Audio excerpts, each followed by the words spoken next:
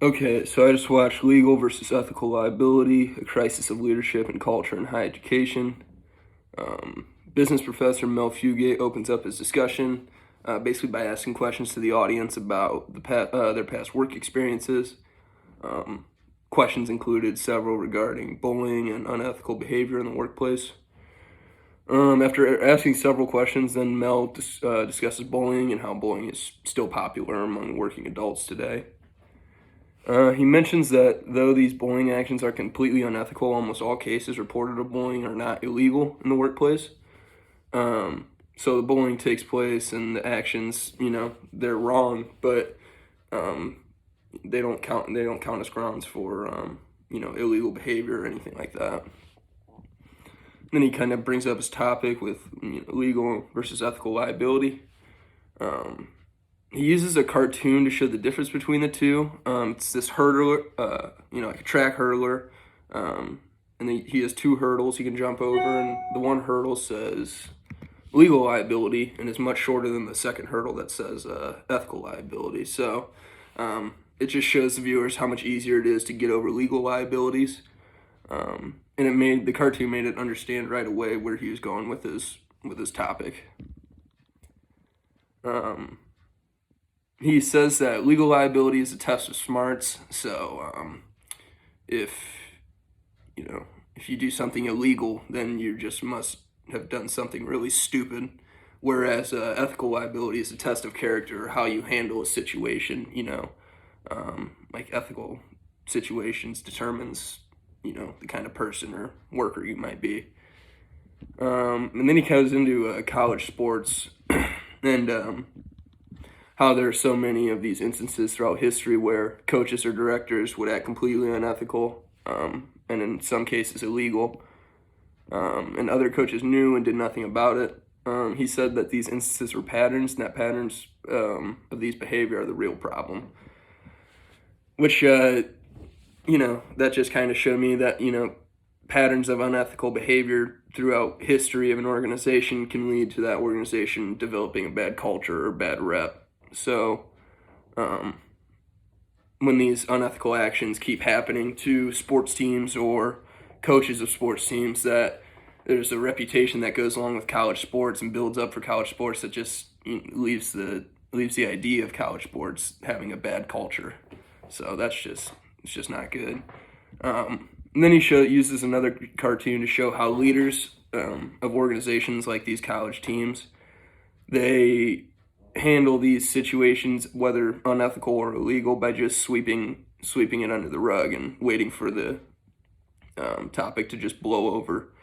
And that's really the worst part to me about these situations is, if the leader of the organization sweeps all of these under the rug and acts like it's not his or her control to change or make the situation better, then that just will lead to more of these unethical or illegal situations happening because the leader's not doing anything to stop it.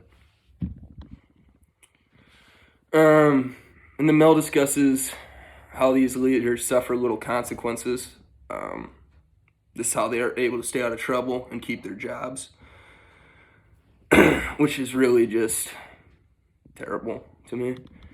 And then he closes the video on tips on how to be a better leader or a more ethical leader. And then the video ends. So I like how Mel started off the presentation of the video or in the video with questions to the audience. Because when he asked them, it got me thinking right away. So it was easy for me to, based off his questions, to know where he was going with the video and to grasp the video completely. I was shocked to see such a high percentage of workers that still suffer from bullying at the workplace today. Because personally, for me, I've worked at several different places throughout my life so far, and I haven't really ever experienced or seen any acts of bullying take place yet. But to see such a high percentage of people still get bullied at the workplace today, it just shows me that I'm probably going to run into that somewhere along the lines. So just kind of a eye-opener for me.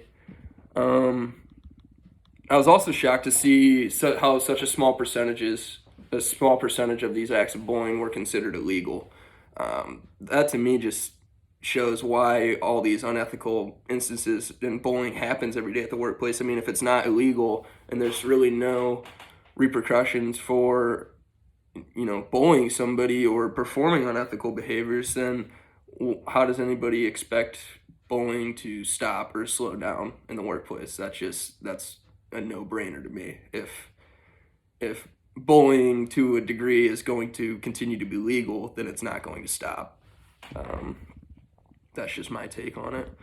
The use of college athletics was a great example for the video because there's so many of these instances of unethical behavior. I mean, they used the Jerry Sandusky case at Penn State, or the Jim Tressel case and the band director case at Ohio State. It just really showed how, these cases happen on such a large scale to, major organizations. And then this, his repeated use of cartoons was kind of a fun way to show statistics for important issues, but also, it just wasn't just, a graph or something just to show how bullying has increased or something, but rather, it wasn't boring, which was cool. So overall, I enjoyed the video because it offered me much more to think about when it comes to unethical behavior in the workplace, and maybe how I can handle situations of such if I were to ever become a leader of a business organization. So, yeah, it was a shorter video that we had to watch this week, but it still offered a lot to think about, that goes along with class and that will eventually go along with our everyday work life in the future. So.